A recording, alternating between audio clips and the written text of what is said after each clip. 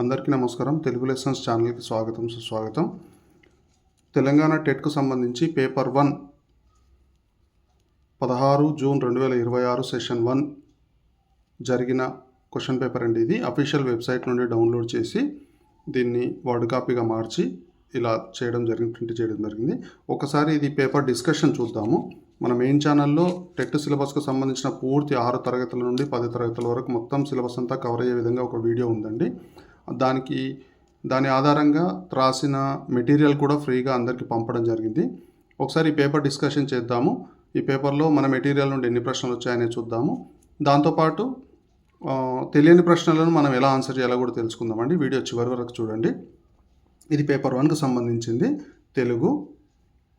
కింది పేరాను చదవండి. అడిగిన ప్రశ్నలకు సరైన సమాధానాలు గుర్తించండి.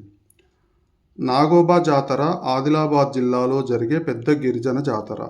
వరంగల్ సమ్మక్క సారలమ్మ జాతర తర్వాత రెండో పెద్ద గిరిజన జాతర ఇది. గోండుల ఆరాధ్య దేవత నాగోబా. సర్పజాతిని గోండులు పూజించడమే నాగోబా జాతర ప్రత్యేకత. ఆదిమ గిరిజనుల్లో మేస్రం వంశీయుల ఆరాధ్య దైవం నాగోబా. నాగోబా అంటే పాము జాతి. ఆదిలాబాద్కు 40 కిలోమీటర్ల దూరంలో ఇంద్రవెల్లి మండలం ముత్నూరు దగ్గర కేస్లాపూర్ గ్రామంలో నాగోబా దేవాలయం ఉంది. ఈ జాతరను రాష్ట్ర ప్రభుత్వం రాష్ట్ర పండుగగా ప్రకటించింది. ఈ పండుగ ప్రతి ఏటా 10 రోజులు జరుగుతుంది. ఇరుగు పొరుగు రాష్ట్రాల నుంచి లక్షలాది గిరిజనులు ఈ జాతరకు హాజరవుతారు.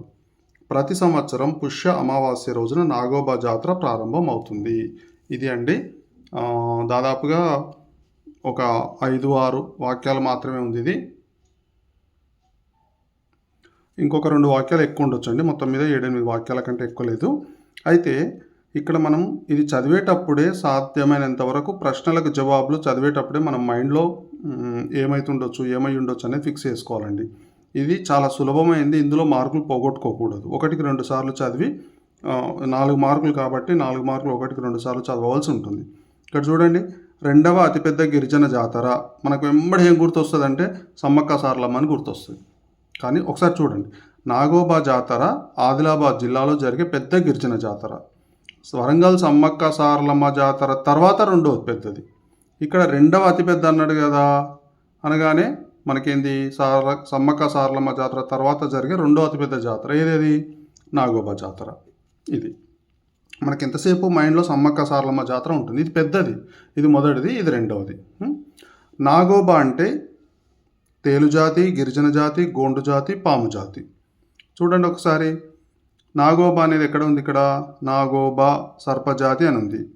దాని తర్వాత డైరెక్ట్ బిట్ ఉంది, నాగోబా అంటే పాము జాతి అని. పాము జాతి ఇది ఆదిలాబాద్ జిల్లాలో అతిపెద్ద జాతర. పాము జాతి డైరెక్ట్ ఉంది మనకు. ఇది ఆన్సర్. నాగోబా దేవాలయం ఉన్న గ్రామం. ఇక్కడ క్లియర్గా మనం చదవాలండి. ఎందుకంటే ఇక్కడ మనకు ఇంద్రవెల్లి మండలం ముత్తూరు దగ్గర కేస్లాపూర్ అని ఉంది. మనకి ఇక్కడ ఇంద్రవెల్లి అనుకొని పెట్టేస్తాం ఇది, లేదా దాని తర్వాత ముత్నూరు అని ఇది పెట్టేస్తాం. యాక్చువల్గా ఏంది? గ్రామం అడిగాడు, నాగోబా గ్రామం అడిగాడు. గ్రామం ఏంది? కేస్లాపూర్. ఇది ఆన్సర్ అండి. నాగోబా జాతర ప్రారంభమయ్యే రోజు. ఇక్కడ చూడండి, ప్రతి సంవత్సరం పుష్య అమావాస్య రోజున నాగోబా జాతర ప్రారంభమవుతుంది. డైరెక్ట్ బిట్టిచ్చాడండి. ఇది చాలా చాలా సింపుల్గానే ఉంది, ఇబ్బంది ఏమీ లేదు. పుష్య అమావాస్య ఎక్కడ ఉంది? పుష్య అమావాస్య ఇక్కడ ఉంది. ఈ రకంగా. నెక్స్ట్ చూడండి, ఒక పద్యం అడుగుతాడు. ఇక్కడ కూడా మనకు 4 మార్కులు ఉంటాయి. ఇది అఫీషియల్ వెబ్సైట్ నుండి తీసిన పేపర్ అండి. ఇది కన్వర్ట్ చేసేసరికి 1-2 అక్షర దోషాలు ఉండవచ్చు, బహుశా కొంచెం అడ్జస్ట్ చేసుకోండి. ఆకొన్న కూడే అమృతము. పద్యం చదివేటప్పుడు రాగయుక్తంగా మనం చదవాల్సిన అవసరం లేదండి. ఇక్కడ మనకు అర్థమయ్యే విధంగా చదువుకుంటే సరిపోతుంది. ఆకొన్న కూడే అమృతము, తాకొందక నిచ్చువాడే దాత ధరిత్రిన్, సోకోర్చువాడే మనుజుడు, తేకువ గెలవాడే వంశతిలకుడు సుమతి. ఇక్కడ ఏమన్నాడు? ఆకొన్న కూడే అమృతం. ఆకలితో ఉన్నప్పుడు లభించిన ఆహారమే అమృతం లాంటిది. తాకొందక నిచ్చువాడే దాత దరిద్రిని. దాత అని ఎలాంటి వాడంటే ఎంత అడిగితే అంత, ఎప్పుడు అడిగితే అప్పుడు ఇచ్చేవాడు. అంటే విసుగు చెందకుండా ఇచ్చేవాడే దాత. సోకోర్చువాడే మనుజుడు. సోకోర్చువాడు అంటే కష్టానికి ఓర్చుకునేవాడే మనుషుడు. తేకువ గలవాడే వంశతిలకుడు. తేకు అంటే ధైర్యం. ధైర్యం గలవాడే వంశతిలకుడు సుమతి అంటున్నాడు. ఇక్కడ ప్రశ్నలు ఏమొచ్చాయి చూడండి. నిజమైన మనిషి ఎవరు? కష్టాలకు ఓర్చుకునేవాడా, ఆకలితో ఉన్నవాడా, ధైర్యం ఉన్నవాడా, దానం చేసేవాడా?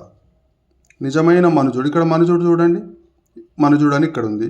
సోకోర్చువాడు ఏమనుకున్నాం మనం?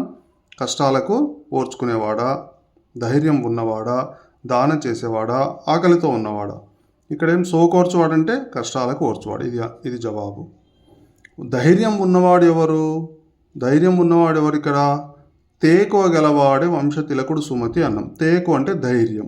ఎవరు ధైర్యం గలవాడు? వంశతిలకుడు. ఇది జవాబు. దాతకి ఇది ఉండకూడదు. దాతకి ఏముండకూడదు? విసుగు, సోకు, తేకువ, ఇది సహనం అని ఉందండి, తప్పుపడింది అక్కడ. ఏముండకూడదు దాతకు? ఇక్కడ అనుకున్నాం కదా, విసుగు లేకుండా దానం చేసేవాడే దాత. ఇక్కడ విసుగు ఉండకూడదు. ఇది ఆన్సర్. ఈ పద్యం ప్రకారం ఏది అమృతం అనుకున్నాం కదండి? ఆకొన్న కూడే అమృతం. ఆకొన్న కూడు అంటే ఆకలితో ఉన్నప్పుడు లభించిన ఆహారమే అమృతం. ఇది ఆన్సర్. అదే ఉందా చూద్దాం. ఆకలి లేనప్పుడు దొరికిన ఆహారం పాలు, ఆకలి ఉన్నప్పుడు దొరికిన ఆహారం నీరు. ఇది జవాబు అండి. నెక్స్ట్, సీమ అనే పదానికి నానార్థం కానిది. ఇక్కడ ఏమేమి ఉన్నాయంటే దేశం, వరిమడి, గుర్తు, భాగం అని ఉన్నాయి. సీమ అనేది, సీమ అంటే దేశం వస్తుంది, సీమ అంటే వరిమడి వస్తుంది, సీమ అంటే గుర్తు అని కూడా వస్తుంది. భాగం అనేది కాదు. ఇది జవాబు అండి. కానిది అన్నాడు కదా, కాదు. చీకటి పదానికి పర్యాయ పదం. చీకటి అంటే పర్యాయ పదం అడిగింది ఇక్కడ. అసి అంటే కత్తి, నలుపు అంటే రంగు. ఇది ధ్వాంతం అంటే చీకటి, మొగులు అంటే మేఘం.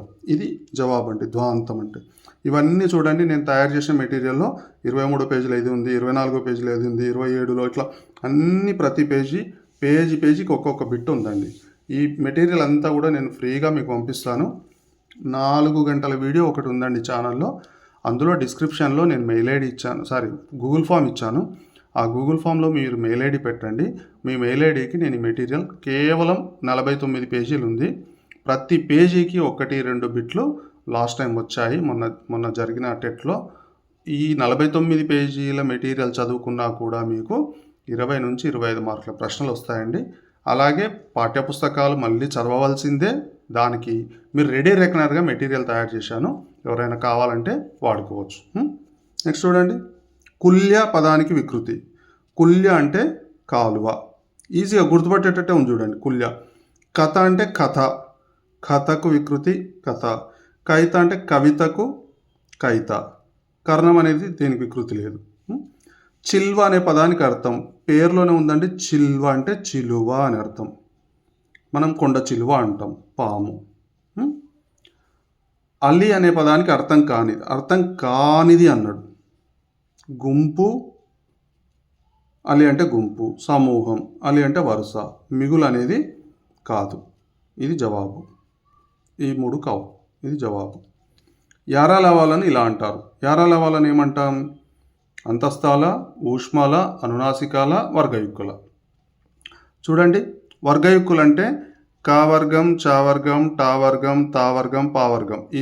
ఈ వర్గాలలో వర్గ ద్వితీయ చతుర్థ అక్షరాలు ఏవైతే ఖ, ఖ, గ, ఘ ఉన్నాయి కదా, ద్వితీయ చతుర్థ అక్షరాలు ఉంటాయి. అంటే మహాప్రాణాలన్నీ వర్గయుక్కులు. అనునాసికాలు అంటే వర్గ పంచమాక్షరాలు. ఇన్య, ఇని, అణ, న, మా. ఇవి. ఊష్మాలు అంటే షాష, సహాలు, ఊష్మాలు ఊది పలకబడతాయి. అంతస్తాలు అనేది యారాలవాలు. సప్తమి విభక్తి ప్రత్యయాలు చూడండి. నిన్నున్లను కూర్చి గురించి ఏంది? ఇది ద్వితీయ విభక్తి. అందున్నన్నంటే సప్తమి. కొరకున్కై అంటే చతుర్థి. లోపలనంటే షష్ఠి. ఈ విభక్తి ప్రత్యయాలకు కూడా మంచి కోడ్ తయారు చేశానండి. మెయిన్ వీడియోలో ఉంది. సూపర్ కోడ్ అది గుర్తుపెట్టుకుంటే మీరు టెట్ కాదు కదా, జీవితంలో కూడా విభక్తులను మర్చిపోరు. అతడెక్కడా అంటే దీన్ని విడదీసుకోవాలి. విడదీసుకున్నప్పుడు మనకు సంధి పదము ఈజీగా ఫైండ్ అవుట్ అవుతుంది. అతడు ప్లస్ ఎక్కడ. విడదీసేటప్పుడు 2 పదాలకు అర్థం వచ్చే విధంగా విడదీయాలి. ఇక్కడ ఊకారం ఉంది కదండి, ఇక్కడ ఏ. ఈ 2 కలిసినప్పుడు ఏమొచ్చింది? ఏనే వచ్చింది. ఇది ఉకార సంధి. ఉకార సంధి అంటే ఉత్వసంధి. ఉత్వసంధి అంటే ఉకార సంధి. షట్ చక్రవర్తులు ఏ సమాసం. షట్ అంటే 6, చక్రవర్తులు అంటే ఆరు మంది చక్రవర్తులు. 6 అనేది సంఖ్య వస్తే ద్విగు, సింపుల్, గుర్తుగా. ద్వంద్వం అంటే రెండింటికి సమప్రాధాన్యం ఉండాలి, తల్లిదండ్రులు ఇట్లా, తల్లి మరియు తండ్రి, భార్య మరియు భర్త ఇట్లా. బహుర్వి అంటే అన్య పదార్థ ప్రధానం బహుర్వి అంటే అది విగ్రహవాక్యం చేసినప్పుడు వేరే పదం రావాలన్నమాట. చతుర్ముఖుడు, 4 ముఖములు కలవాడు, బ్రహ్మ అట్లా. విశేషణ పూర్వపదం అంటే విశేషణం మొదటి పదంగా ఉండాలి, నామవాచకం రెండో పదంగా ఉండాలన్నమాట.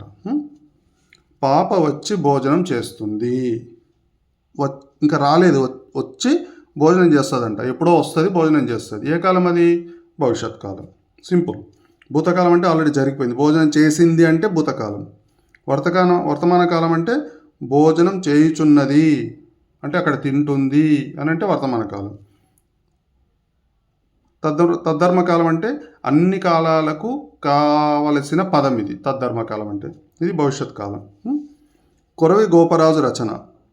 కవిజనాశ్రయం అనేది మన పుస్తకంలో, మన దగ్గర సిలబస్లో లేదు. ఇది రేచన రాస్తాడు, మల్య రేచన, కవిజనాశ్రయం. సింహాసన ద్వాత్రింశిక కొరవి గోపరాజు. యయాతి చరిత్ర ఇది మనకు 9వ తరగతిలో ఉంది, పొన్నగంటి తెలగన రాస్తాడు యయాతి చరిత్ర. విజయవలసం 9వ తరగతిలో ఉంది, చేమకూర వెంకటకవి రాస్తాడు. ఇది ఆన్సర్ అండి. శబ్నం తప్పుపడింది ఇక్కడ. శబ్నం కవితా సంపుటి ఎవరు రాశారు?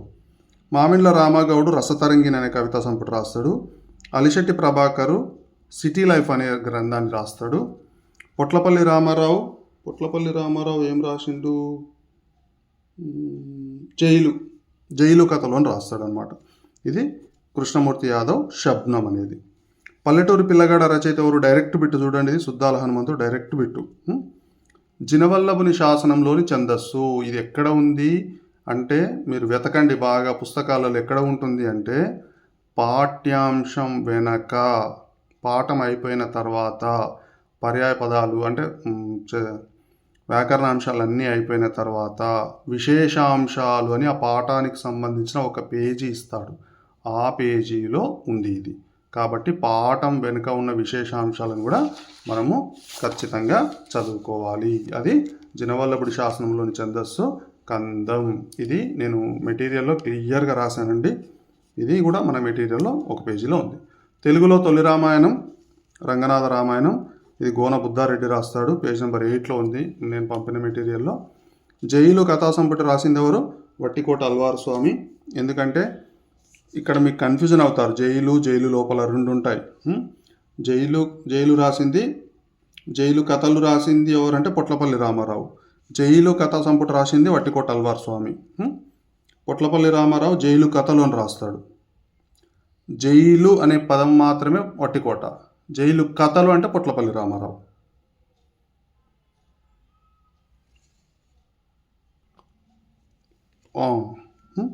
సారీ అండి, కాదండి, ఇది జైలు లోపల అనేది వట్టికోట అల్వార్ స్వామి. జైలు అనేది కథలు పొట్లపల్లి రామారావు రాస్తాడు. జైలు అనేది పొట్లపల్లి రామారావు రాస్తాడు. కాళోజీ నా గొడవ, దాశరథి అగ్నిధార, రుద్రవీణ ఇవన్నీ రాస్తాడనమాట. పిల్లల భాగస్వామ్యం, ప్రతిస్పందనలు, రాతాంశాలు, ప్రాజెక్ట్ పనులు, లఘు పరీక్ష నిర్వహిస్తే అమూల్యాంకనం. సింపుల్. మనం ప్రతి నెల కూడా ఇది పెడతామండి. ప్రతి నెల పెట్టేది ఏంది మనకు? ఫార్మేటివ్ అసెస్మెంట్ అంటే దాని తెలుగులో ఏమంటాం? నిర్మాణాత్మక మూల్యాంకనం అంటాం. సంకలన మూల్యాంకనం అంటే సంగ్రహాత్మక మూల్యాంకనం, ఇది సమ్మేటివ్ అసెస్మెంట్. నెక్స్ట్ ప్రాథమిక స్థాయి విద్యార్థులలో పదజాలం పెంపొందించడానికి ఉపకరించే వనరు విజ్ఞాన కోశం.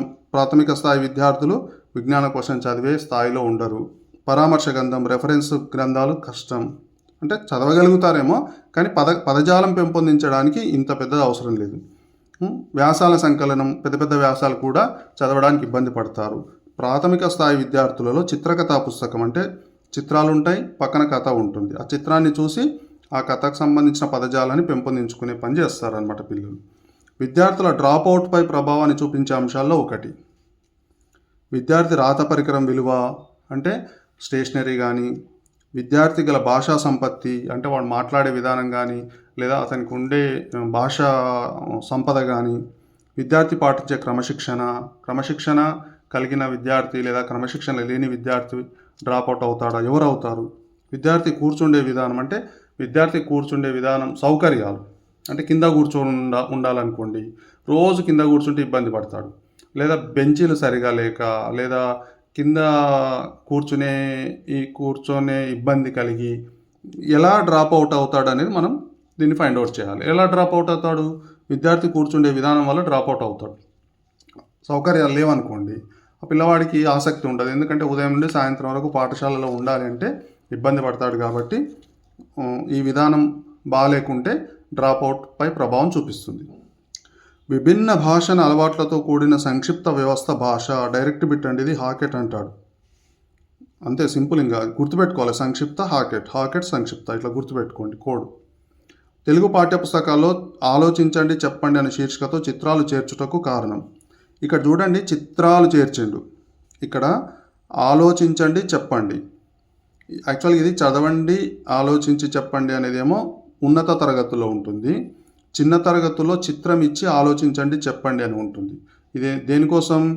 పాఠ ఉన్ముఖీకరణక, చిత్రలేఖన నైపుణ్య పెంపుదలక, విద్యార్థులు రంగులు నింపుటక, పాఠ్య విషయాన్ని సంక్షిప్తం చేయుటక. దేనికోసం ఇది? పాఠ ఉన్ముఖీకరణ అంటే చిత్రాలు చూసి పిల్లలు ఆలోచించి చెబితే దాని ఆధారంగా పాఠాన్ని ఊహిస్తాడనమాట. అంటే పాఠానికి సంబంధించిన చిత్రాలే ఇక్కడ ఉంటాయి. పాఠానికి సంబంధించిన అంశాలే చిత్రాలుగా ఉంటాయి. పాఠశాలలో విద్యార్థులు గోడపత్రిక రాయట దీనికి తోడ్పడుతుంది. గోడపత్రిక గోడను అలంకరించుటకు, విద్యార్థుల భాషాభివృద్ధికి, ఉపాధ్యాయుని బోధనాభారం తగ్గించుటకు, ఉపాధ్యాయుల కొరత తీర్చుటకు. గోడపత్రికలో ఏమేమి ఉంటాయి? పిల్లవాడు రాసిన చిన్న చిన్న వ్యాసాలు కానీ, కవితలు కానీ, కథలు కానీ, పిల్లవాడు గీసిన బొమ్మలు కానీ, పుస్తక సమీక్షలు కానీ, ప్రాజెక్టు వర్కులు కానీ, ఇవన్నీ కూడా గోడ మీద అతికించి పిల్లవాడి భాష యొక్క సంపత్తిని అక్కడ మనము డిస్ప్లే చేస్తాం, ప్రదర్శిస్తాం. కాబట్టి ఇదేంది? విద్యార్థుల భాషాభివృద్ధికి పిల్లవాడి గోడపత్రిక ఉపయోగపడుతుంది. అలంకరించుటకు కాదు, ఉపాధ్యాయుని బోధన భారం తగ్గించుటకు కాదు, ఉపాధ్యాయుల కొరత తీర్చుటకు కాదు. ఇది మనకు 2026 నాటి సెషన్ 1 పేపర్ అండి. ఇది పేపర్ 1. మీరు ఛానల్లో అన్ని టెట్కి సంబంధించిన వీడియోలు ఉన్నాయండి. ఒక్కసారి మీరు ఒక వీడియో చూడండి. పెద్ద వీడియో ఉంది, 6 నుంచి 10 తరగతులు అంతా టోటల్ టెట్ సిలబస్. ఆ ఒక్క వీడియో చూస్తే మీరు దాదాపుగా 20 మార్కుల సిలబస్ ఈజీగా పొందవచ్చు. నిదానంగా అన్ని కోడ్స్ ఉన్నాయి. శతకాలు గుర్తుంచుకోవాలంటే ఎలా కోడ్స్, రచనలు గుర్తుంచుకోవాలంటే ఎలా కోడ్స్ పెట్టాను, విభక్తులు, ఛందస్సు, అలంకారాలు, సందులు, సమాసాలు, ఇవన్నీ గుర్తుంచుకోవడానికి చిన్న చిన్న కోడ్స్ రూపంలో తయారు చేశాను. చూడండి. ఎవరికైనా ఈ వీడియో అవసరం అనిపిస్తే షేర్ చేయండి. మీరు సబ్స్క్రైబ్ చేసుకోండి. సబ్స్క్రైబ్ చేసుకున్నా చేసుకోకపోయినా మీరు గూగుల్ ఫామ్ నింపిన అందరికీ కూడా నేను మెటీరియల్ మెయిల్ చేస్తున్నాను. మెయిల్ చేశాను కూడా చాలామందికి. ఇప్పటివరకు 140-150 మంది మెయిల్ చేశాను. దయచేసి సబ్స్క్రైబ్ చేసుకోండి. అవసరం ఉన్న వారికి పంపండి, షేర్ చేయండి. మీకు ఎలాంటి వీడియోస్ కావాలి, ఎక్కడ డౌట్ ఉంది అనేది కామెంట్ చేయండి. నేను దానికి అనుగుణంగా వీడియో తయారు చేసి మీకు ఇవ్వడానికి ప్రయత్నం చేస్తాను. మనందరి లక్ష్యం ఒకటే, టెట్లో 100% మనం క్వాలిఫై కావాలి ఈసారి. థ్యాంక్ యూ వెరీ మచ్ అండి.